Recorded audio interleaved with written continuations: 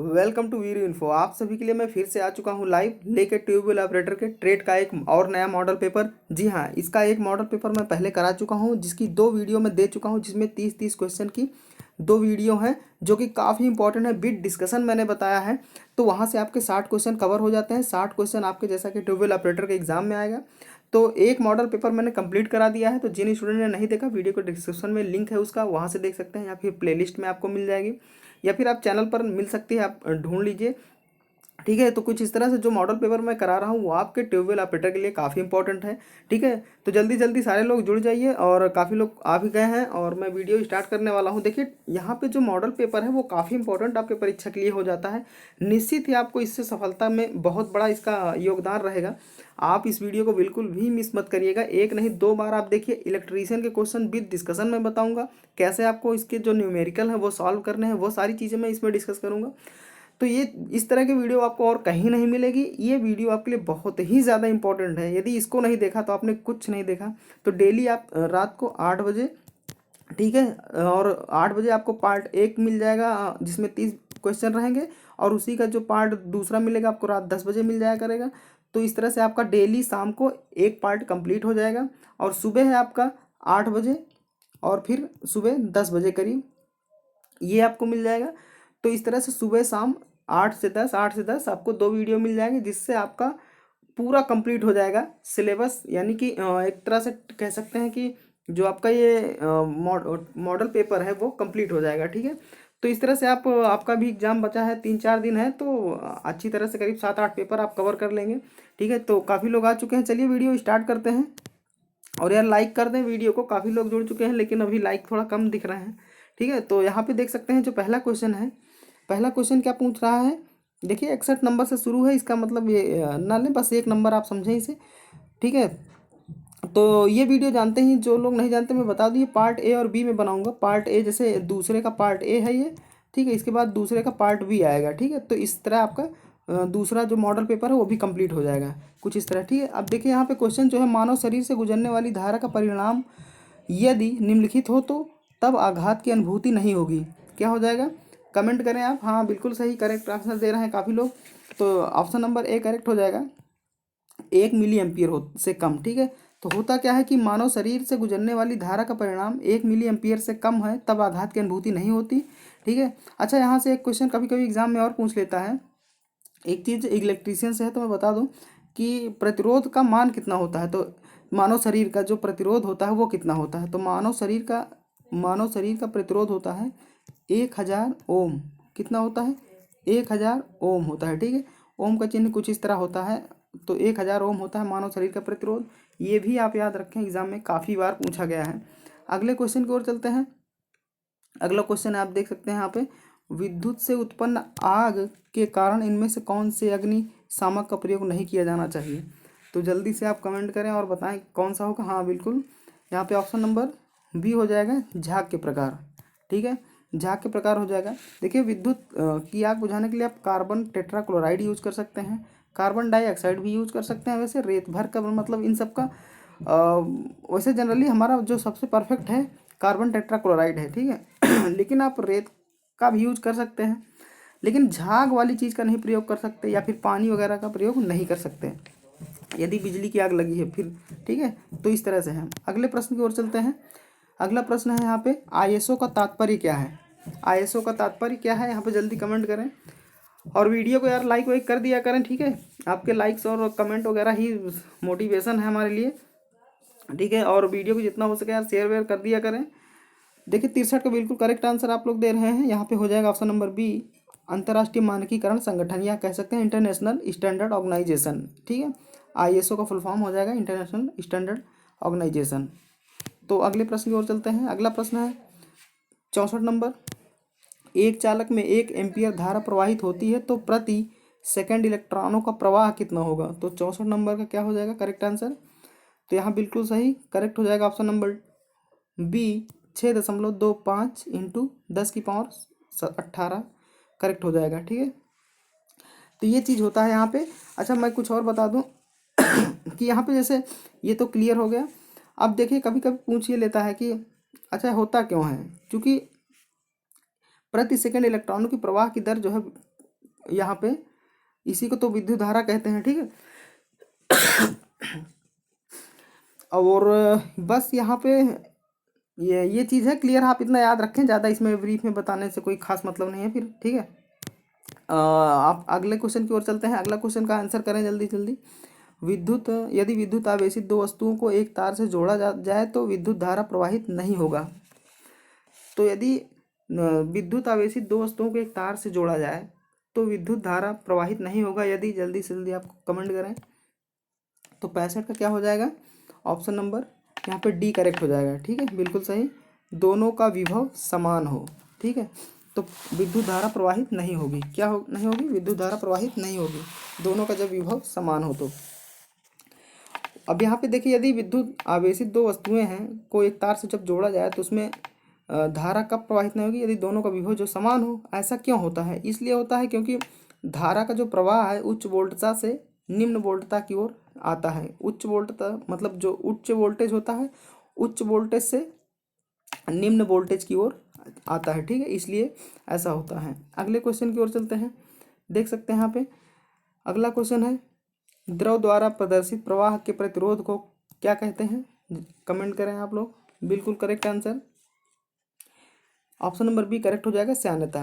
देखिए, जिस प्रकार धारा के प्रवाह को रोकने के लिए प्रतिरोध का उपयोग किया जाता है, आपको पता होगा प्रतिरोध क्या होता है, जो धारा को प्रवाहित होने से रोकती है। तो जिस प्रकार मतलब धारा के प्रवाह को रोकने के लिए प्रतिरोध यूज होता है, उसी प्रकार हमारा द्रव जो होता है, द्रव के प्रवाह कह सकते हैं कि या सतह पर लगने वाला जो प्रतिरोध है, कह सकते हैं श्यानता उसको कहते हैं, ठीक है। तो हमारे जो द्रव के प्रवाह पर एक तरह से प्रतिरोध लगता है उसे क्या कहते हैं, श्यानता कहते हैं। अगले प्रश्न की ओर चलते हैं। धातु चालक में विद्युत धारा का प्रवाह निम्नलिखित के प्रवाह के कारण होता है। तो धातु चालक में विद्युत धारा का प्रवाह किसके कारण होता है, करेक्ट आंसर दें। बिल्कुल करेक्ट आंसर यहाँ पे इलेक्ट्रॉन के कारण, ठीक है। तो होता क्या है यहाँ पे, धातु चालक में विद्युत धारा का जो प्रवाह इलेक्ट्रॉन के प्रवाह के कारण तो होता ही है। इलेक्ट्रॉन एक ऋण आवेशित कण है। कभी कभी पूछ लेता है कि इलेक्ट्रॉन पर कैसा आवेश होता है, तो आपको बताना है कि इस पर ऋण आवेशित होता है, ठीक है। और प्रोटॉन पर कैसा होता है, तो प्रोटॉन पर एक धन आवेशित होता है। ये प्रोटॉन है, जैसे प्रोटॉन पर कौन सा होता है, धन आवेशित होता है, ये भी आपको पता होना चाहिए, ठीक है।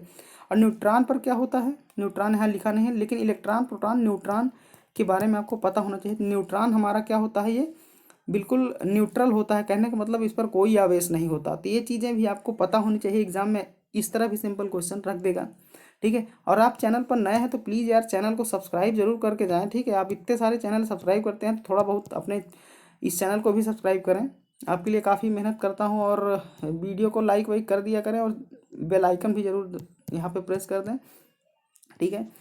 और यहाँ पे चलते हैं अगले क्वेश्चन की ओर। अगला क्वेश्चन है क्वेश्चन नंबर 68 करके।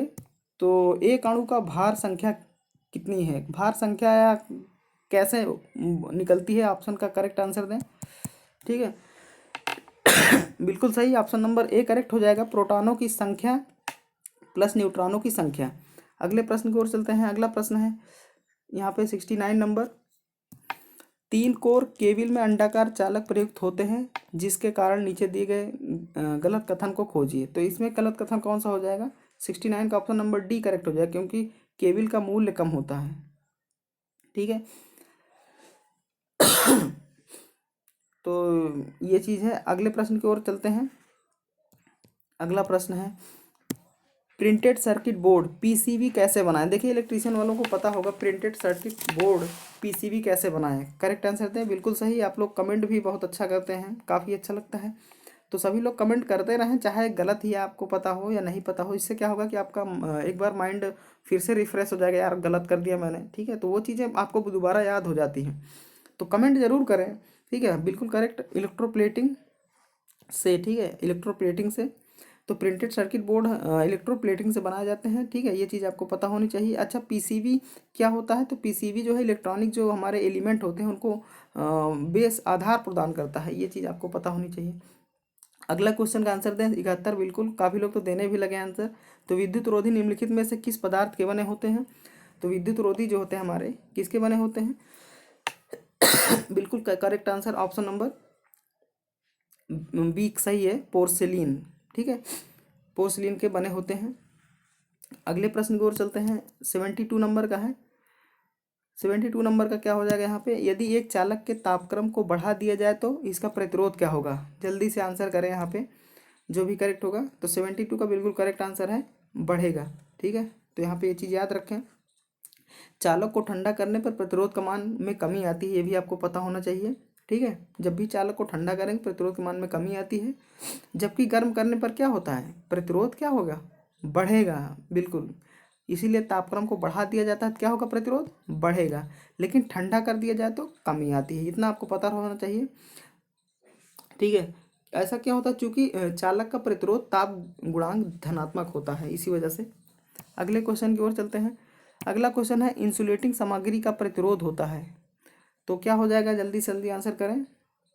इसका ऑप्शन नंबर ए करेक्ट हो जाएगा, प्रतिरोधकता की समानुपाती। प्रतिरोधकता के समानुपाती होता है इंसुलेटिंग सामग्री का प्रतिरोध, प्रतिरोधकता के समानुपाती होता है। अगला प्रश्न, स्पार्क प्लग में कौन सा विद्युत रोधी पदार्थ के रूप में प्रयुक्त होता है। तो 74 का कौन सा हो जाएगा ऑप्शन नंबर ए करेक्ट हो जाएगा, पोर्सिलीन। ठीक है, तो ये चीज़ मैं आपको बता चुका हूँ। तो स्पार्क प्लग में विद्युत रोधी पदार्थ के रूप में पोर्सिलीन का उपयोग किया जाता है, क्लियर होना चाहिए। और विद्युत का कुचालक होता है, क्या होता है ये, विद्युत का कुचालक होता है, ये चीज़ आपको क्लियर होनी चाहिए, एग्जाम में ये पक्का देखने को मिल जाएगा। ठीक है, यहाँ पे देखिए अगला प्रश्न है, विद्युत कार्य में निम्न में से क्या एक कुचालक के समान कार्य नहीं करता है। देखिए यहाँ पे 4 ऑप्शंस दिए गए हैं, एबोनाइट, अभ्रक, बेकेलाइट और नम लोहा। क्या है जो विद्युत के कुचालक के समान कार्य नहीं करता। ठीक है, ऐसा कौन सा है जो विद्युत कुचालक के रूप में कार्य नहीं करता। ऑप्शन नंबर डी करेक्ट हो जाएगा, नर्म लोहा। देखिए, जिसमें मुक्त इलेक्ट्रॉनों की संख्या बहुत ही कम होती है या नहीं होती, वह हमारे पदार्थ कुचालक होते हैं। जिसमें बिजली की प्रवाह नहीं होती, जिसमें बिजली का करंट नहीं फ्लो होता, वो हमारे सभी कुचालक हैं, जैसे लकड़ी वगैरह हो गया। ठीक है, एबोनाइट यहाँ पे ये भी कुचालक है, अभ्रक भी कुचालक है और बेकेलाइट भी ये कुचालक है। देखिए, इसको याद कर लीजिएगा, एग्जाम में आ जाएगा, आप कंफ्यूज हो जाएंगे। इसलिए मैं बार बार कहता हूँ कि चीज़ों को आप कमेंट भी करें और चीज़ों को याद करें। बेकेलाइट भी होता है, ये सारी चीज़ें कुचालक हैं, आप कंफ्यूज नहीं होगा है। नर्म लोहा, लोहा तो आपका देखिए उसमें करंट आ ही जाता है, इसलिए ये सुचालक होता है, इसलिए यहाँ पे प्रश्न के हिसाब से ये नंबर गलत होगा। अगले प्रश्न को देखते हैं। 76 नंबर का, अति उच्च आवृत्ति पर पृथ्वी, यहाँ पे ऑप्शन भरना है, के रूप में कार्य करती है। तो जब अति उच्च आवृत्ति हो तो पृथ्वी किस रूप में कार्य करती है। तो 76 का हो जाएगा ऑप्शन नंबर बी, चालक के रूप में। बिल्कुल करेक्ट आंसर आप लोग दे रहे हैं। अति उच्च आवृत्ति पर पृथ्वी चालक की भांति व्यवहार करती है, तथा यदि आवृत्ति जो है निम्न है तो अचालक की भांति व्यवहार करेगी। यदि आवृत्ति जो है क्या है, निम्न है, तो अचालक की भांति व्यवहार करेगी, और यदि आवृत्ति उच्च है तो हमारी चालक की भांति व्यवहार करेगी। ये चीज़ क्लियर होना चाहिए आप सभी को। ठीक है, अगले प्रश्न की ओर चलते हैं। 77, जब दो पिंडों को एक दूसरे के साथ रगड़ा जाता है तब क्या होता है। तो इसका करेक्ट आंसर दें। ठीक है, बिल्कुल correct, option number B correct हो जाएगा। वे समान तथा विपरीत आवेश अर्जित करते हैं। ठीक है, तो क्या करते हैं वे, यहाँ पे वे समान व विपरीत आवेश अर्जित करते हैं। ठीक है, अगले क्वेश्चन की ओर चलते हैं।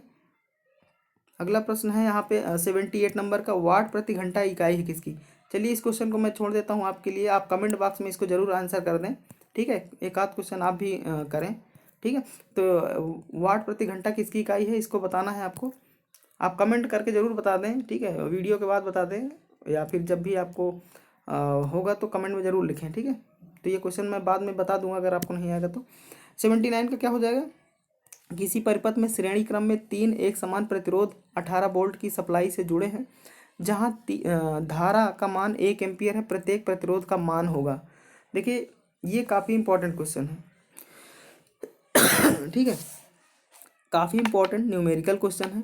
आप यहाँ पूछ रहा है कि 3 एक समान प्रतिरोध है, हमारा जो आर है वो 3, आप लोग आप आंसर करते रहें, जो भी करेक्ट इसका होगा। मैं इसको समझा रहा हूँ थोड़ा सा। देखिए, 3 एक समान प्रतिरोध हैं जो 18 वोल्ट से जुड़े हुए हैं। ठीक है, और धारा का मान कितना एम्पियर है, जो हमारी धारा है 1 एम्पियर है। इसका जो फिगर बनेगा कुछ इस तरह बनेगा। देखिए ऐसे है, फिर यहाँ एक हमारा प्रतिरोध है, फिर सीधा गया है, फिर प्रतिरोध है, फिर सीधा गया है, फिर प्रतिरोध है।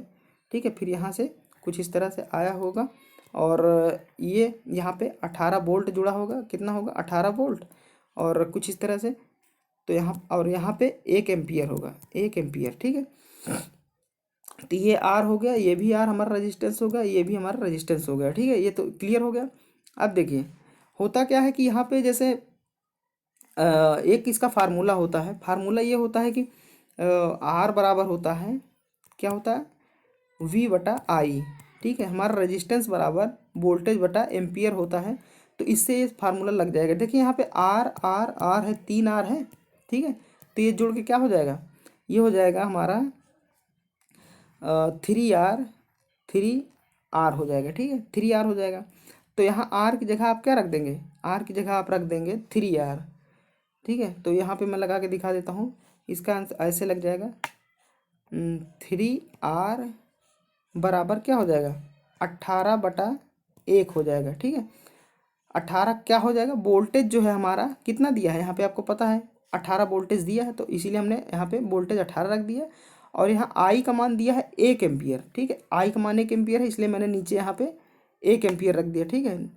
तो 3 आर इंटू 3 आर बराबर 18/1 हो गया, ठीक है। तो थोड़ा सा क्लियर करके फिर से बता दूँ, यहाँ पे देखिए आर बराबर वी बटा आई होता है। तो आर का मान दिया है यहाँ पे 3 आर हो गया, चूँकि 3 समान प्रतिरोध हैं, ठीक है, इसलिए आर बराबर क्या हो गया यहाँ पे, तो 3 आर हो गया, 3 आर और बराबर वोल्टेज है हमारा 18 18 वोल्टेज है बटा यहाँ पे एम्पियर कितना 1 है, ठीक है। अब इसको जब सॉल्व करेंगे, देखिए आर का मान यहाँ कैसे निकलेगा, तो आर को जब आप करेंगे तो ये जो यहाँ आर अगर खाली करेंगे इसके साथ जो 3 लगा है यहाँ नीचे आ जाएगा गुणे के रूप में, यानी जब आर लिखेंगे तो बराबर हो जाएगा 18 बटा यहाँ 1 तो रहेगा ही, गुणे ये जो हमारा यहाँ पे 3 लिखा हुआ है यहाँ आ जाएगा, ठीक है। देखिए अब आ गया, तो 3 एकम 3, चाहे यहाँ 1 लिखें या ना लिखें, तो यानी कुल कितना हो जाएगा 18 बटा, सॉरी मिट गया, तो 18/3 हो जाएगा। आर बराबर 18/3 हो जाएगा, 3×6 = 18 आ जाएगा, तो कितना आएगा 6 ओम आएगा, ठीक है, कितना आएगा 6 ओम आएगा। तो इसका फार्मूला आप जरूर याद रखें, आर बराबर होता है वी बटा आई, ठीक है। इसी से यहाँ लग गया है, चूंकि 3 समान प्रतिरोध, आर बराबर प्रतिरोध है, वी बराबर वोल्टेज, यहाँ पर आई का मान एम्पियर है, जो हमारी धारा है वो आई है, ठीक है। तो 3 समान प्रतिरोध यानी 3 आर हो गया है और वोल्टेज 18, आई हमारी 1 है। तो इस तरह से आप ये क्वेश्चन पक्का देखने को मिला है, इजी, लेकिन देखने को मिलेगा आपके एग्जाम में।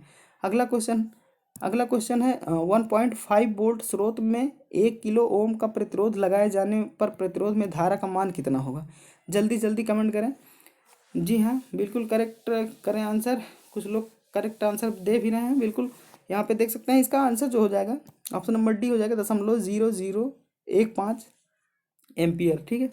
अच्छा ये होता कैसे है, देखिए इसका जो आंसर हो जाएगा आई बराबर, अभी मैंने बताया आपको, आई बराबर होता है वी बटा आर, ठीक है, या आर बराबर आप कह सकते हैं, जो फार्मूला था उसी फार्मूले से ये आ गया है, आई बराबर वी बटा आर होता है। देखिए जो यहाँ पे 1 किलो ओम है, तो 1 किलो ओम का मतलब 1000 ओम, ठीक है। तो हमारा वोल्टेज कितना है, तो वोल्टेज है 1.5 है, और बटा जो हमारा यहाँ 1 किलो ओम प्रतिरोध, प्रतिरोध मतलब आर है, तो 1 किलो ओम प्रतिरोध को आप लिख सकते हैं 1000 होता है, ठीक है। तो जब इससे आप भाग करेंगे तो यहाँ जो दशमलव दिया है, भाग में क्या होता है, दशमलव बाएं तरफ खिसकता है, तो यहाँ 3 जीरो है, तो 3 अंक बाएं तरफ खिसकेगा, क्योंकि जगह है नहीं वहाँ पे, आगे कुछ नहीं है, तो इसलिए हम ये इसको ऐसे लिखेंगे। देखिए 15 हो गया और यहाँ दशमलव था, तो दशमलव हमारा आगे आ जाएगा थोड़ा 2 अंक, ठीक है। लगाने के लिए हमें 0 यहाँ लगाना पड़ेगा 2, तो यहाँ से उठ के दशमलव कहाँ आ गया, यहाँ आ गया, तो इस तरह लिखेंगे, हमारा आंसर क्या हो जाएगा 0.0015, ठीक है। तो इस तरह से आप लगा सकते हैं, ऑप्शन नंबर डी करेक्ट हो जाएगा। अगले क्वेश्चन की ओर चलते हैं। अगला क्वेश्चन है यहाँ पे 81 नंबर, पानी भरी बाल्टी से जब विद्युत धारा प्रवाहित की जाती है तब दोनों ही डूबे हुए तारों के पास काफ़ी बुलबुले देखे जाते हैं, इनसे पता चलता है कि सप्लाई किस किस्म की है। देखिए जब पानी से भरी बाल्टी में अगर 2 सप्लाई गई है, उसमें बुलबुले उत्पन्न होते हैं, तो किस प्रकार की धारा है। तो बहुत ही बढ़िया क्वेश्चन है, तो यहाँ पे इसका बिल्कुल करेक्ट आंसर आप लोग सही दे रहे हैं। पानी भरी बाल्टी में जब विद्युत धारा प्रवाहित की जाती है तब दोनों ही डूबे हुए तारों के पास काफ़ी बुलबुले देखे जाते हैं। तो यहाँ से क्या पता चलता है, यहाँ से पता चलता है कि ये दिष्ट धारा है। दिष्ट धारा मतलब डीसी बैटरी वाले करंट की बात हो रही, डायरेक्ट करंट। ठीक है, अगला क्वेश्चन है, हमारे पास 1 ओम, 2 ओम, 3 ओम के 3 प्रतिरोध हैं। यदि तीनों प्रतिरोधों को किसी परिपथ में लगाना हो तब तुल्यांक प्रतिरोध के कितने मान संभव हैं। तो यहाँ पे कितने मान संभव, कुछ इस तरह से अगर आपको ऑप्शन में दे दे तो आपको मैं एक फार्मूला बताता हूँ। एक फार्मूला है 2 की पावर n, ऐसे सूत्र लगा दीजिए। इस सूत्र पे आप रखेंगे तो इसका क्लियर आ जाएगा। जब हमारे पास भिन्न भिन्न प्रतिरोध दिया हो, एक प्रतिरोध 1 ओम है, दूसरा 2 ओम है, तीसरा 3 ओम है, तो यदि ओम प्रतिरोध ओम मतलब प्रतिरोध 3 अलग अलग दिया हो तो इसका तुल्यांक प्रतिरोध क्या हो जाएगा, 2 की पावर n हो जाएगा। ठीक है, ये चीज़ आप क्लियर रखें। अब यन क्या है, यन मतलब है 3 अलग अलग प्रतिरोध है, तो यन की जगह 3 लिख देंगे। तो 2 की पावर यदि 3 लिखेंगे तो इसका क्या आंसर हो जाएगा, 2 की पावर 3 का मतलब होता है 2 गुणे 2 गुणे 2, यानी 2 को 3 बार गुणा करें तो 2 दूनी 4 हो जाएगा, फिर 4 दूनी 8 हो जाएगा, यानी कि 8 करेक्ट आंसर हो जाएगा। ठीक है, तो यहाँ से ये चीज़ क्लियर होती है। ऑप्शन नंबर क्या हो जाएगा, डी करेक्ट हो जाएगा। वीडियो आपको पसंद आ रही है तो प्लीज़ भी यार वीडियो को लाइक वाइक कर दिया करें। ठीक है, देखते काफ़ी लोग हैं लेकिन लाइक थोड़ा कम करते हैं, कंजूसी वंजूसी मत किया करें। ठीक है, तो चलते हैं अगले क्वेश्चन की ओर। अगला क्वेश्चन है, यहाँ पे देखिए, यहाँ पे इलेक्ट्रीशियन का भले ही क्वेश्चन है लेकिन इसका जो ये पार्ट ए बना रहा हूँ इसमें थोड़ा इलेक्ट्रीशियन की स्टार्टिंग में ज़्यादा है। इसका पार्ट बी अभी रात को 10 बजे आ जाएगा। उसमें क्या होगा कि जो और ट्रेड के हैं वो भी हैं, थोड़ा स्टार्टिंग में इलेक्ट्रीशियन ज़्यादा है, पार्ट बी में आपको सब मिल जाएगा। तो ये दूसरा मॉडल पेपर है, इसको आप पूरा देखें। एक मॉडल पेपर करा चुका हूँ, जैसे कि मैंने बताया, नहीं देखा तो चैनल पर अवेलेबल है, जाके देख सकते हैं। ठीक है, 83 नंबर का क्या हो जाएगा, जर्मेनियम को निम्नलिखित में से किस से मिलाकर एन प्रकार के अर्धचालक बनाया जा सकता है। तो 83 का नंबर हो जाएगा क्या पे, तो देखिए जर्मेनियम को फास्फोरस के साथ मिलाकर एन प्रकार का अर्धचालक बनाया जाता है। किसके साथ, यहाँ पे फास्फोरस के साथ एन प्रकार का अर्धचालक बनाया जाता है, बिल्कुल सही। ठीक है, अगला क्वेश्चन है, एन प्रकार के अर्धचालकों की चालकता मुख्यतः किन पर निर्भर करती है। तो इसका करेक्ट आंसर दें, तो यहाँ पे मैं बता दूँ इसका करेक्ट आंसर हो जाएगा ऑप्शन नंबर ए, इलेक्ट्रॉन। ठीक है, एन प्रकार के अर्धचालकों की चालकता हमारे इलेक्ट्रॉन्स पर निर्भर करती है। तो ये चीज़ क्लियर हो गया। अगले क्वेश्चन की ओर चलते हैं। अगला क्वेश्चन है, यदि कार्यस्थल पर बिजली जाने से अंधेरा हो जाए तो आपको क्या करना चाहिए। बहुत ही ईजी क्वेश्चन, आपकी सुरक्षा एवं सावधानियों के अंतर्गत आता है। जब भी जहाँ आप काम कर रहे हो वहाँ पे यदि बिजली चली जाए तो आपको क्या करना चाहिए। इसका राइट आंसर हो जाएगा उपरोक्त सभी। देखिए, आपको ना तो भगदड़ मचानी चाहिए, ना तो वैकल्पिक वहाँ पे वैकल्पिक रोशनी का प्रबंध करना चाहिए। बाहर निकलने के लिए सीढ़ी हो तो सीढ़ियों का प्रयोग करना चाहिए। अब लिफ्ट का प्रयोग बिल्कुल ना करें यदि लाइट की समस्या है तो, नहीं तो लाइट बीच में फंस गई तो पता लगे लिफ्ट में लटके रह गए। अगला क्वेश्चन देखते हैं, हैमर प्रयोग करते समय हैमर प्रयोग करते समय नज़र कहाँ रखनी चाहिए। देखिए, जब हैमर से हम चीज़ल वगैरह यूज कर रहे हैं या पंचिंग कर रहे हैं, कुछ भी कर रहे हैं, तो हमें कहाँ पे देखना चाहिए। जब भी हम हथौड़ी से चोट कहीं लगा रहे हैं तो क्या हमें, जैसे मान लीजिए छेनी से हथौड़ी पे चोट मार रहे हैं, तो हमारी नज़र कहाँ होनी चाहिए। ठीक है, तो ये चीज़ यहाँ पूछ रहा है क्वेश्चन में। तो हमारी नज़र जो होनी चाहिए कहाँ होनी चाहिए, देखिए जैसे एक चीज़ल में बना देता हूँ, चीज़ल हो गया। ठीक है, और ये हथौड़ी हमारी हो गई। ठीक है, ये हथौड़ी हो गई और ये हमारा मान लीजिए मटेरियल है, यहाँ काटना है, कुछ करना है। देखिए, तो कहाँ आपकी नज़र होनी चाहिए, क्या यहाँ पे नज़र होनी चाहिए या यहाँ पे नज़र होनी चाहिए।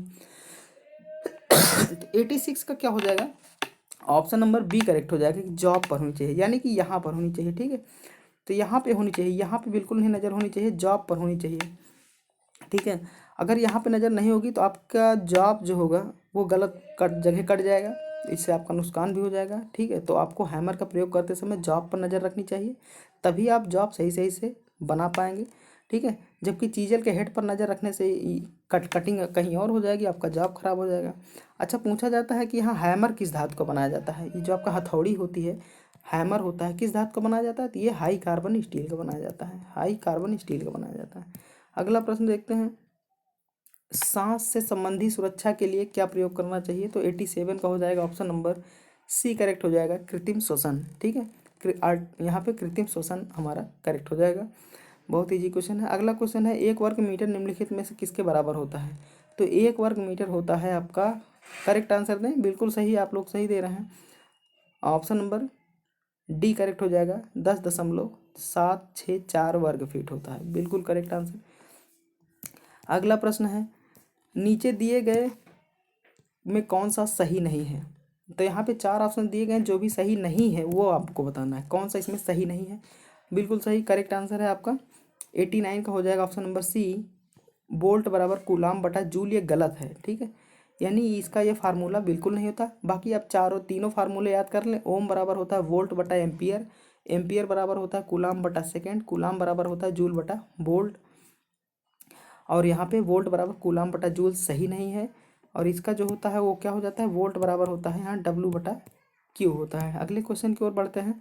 यहाँ पे अगला क्वेश्चन है, निम्न 1 माइक्रोन निम्न के बराबर होता है। देखिए 1 माइक्रोन बराबर क्या होता है आपको ये बताना है। बहुत ही बढ़िया क्वेश्चन, माइक्रोन से क्वेश्चन हर एग्जाम में देखने को मिल जाते हैं। तो इसका आंसर हो जाएगा right answer option number B correct हो जाएगा, 0.001 मिलीमीटर, या इसको इस तरह भी लिखा रह मिल सकता है 1/1000 mm, ठीक है, mm हो जाएगा, ठीक है। और कभी कभी एग्जाम में ये पूछ लेता है कि 1 माइक्रोन बराबर ये माइक्रोन का चिन्ह है, माइक्रोन बराबर कितने मीटर होता है, 10⁻⁻6 मीटर होता है। और अब यहाँ से थोड़ा और कुछ मैं बता दूं, कभी कभी नैनो का पूछ लेता है। 1 नैनो बराबर क्या होता है, तो 1 नैनो बराबर होता है 10⁻⁹ मीटर होता है, ठीक है। तो ये चीज़ आपको पता होना चाहिए। देखिए ये हो गए आज आपके लिए 90 क्वेश्चन, 90 सॉरी नहीं, यहाँ पे 30 क्वेश्चन कंप्लीट हो गए हैं। अब 30 क्वेश्चन आपको रात 10 बजे मिल जाएंगे, ठीक है। तो इस तरह से आपका दूसरा प्रैक्टिस मॉडल पेपर भी खत्म हो जाता है ट्रेड क्वेश्चन का, जो कि आपकी परीक्षा की दृष्टि से काफ़ी महत्वपूर्ण है। यार वीडियो को लाइक वाइक कर दें और शेयर कर दें। चैनल को सब्सक्राइब नहीं किया है, आप नए हैं यदि चैनल पर पहली बार देखना है और सब्सक्राइब नहीं किया है, सब्सक्राइब कर लें, बगल में बेल आइकन भी दबा दें, ठीक है। और वीडियो को लाइक करना तो बिल्कुल ना भूलें, ठीक है। मिलते हैं आपसे अगले वीडियो में, और वीडियो को डिस्क्रिप्शन में और भी वीडियो के लिंक है, वो भी देखते रहें, तैयारी करते रहें, ठीक है। मिलते हैं अगले वीडियो में। Thanks for watching.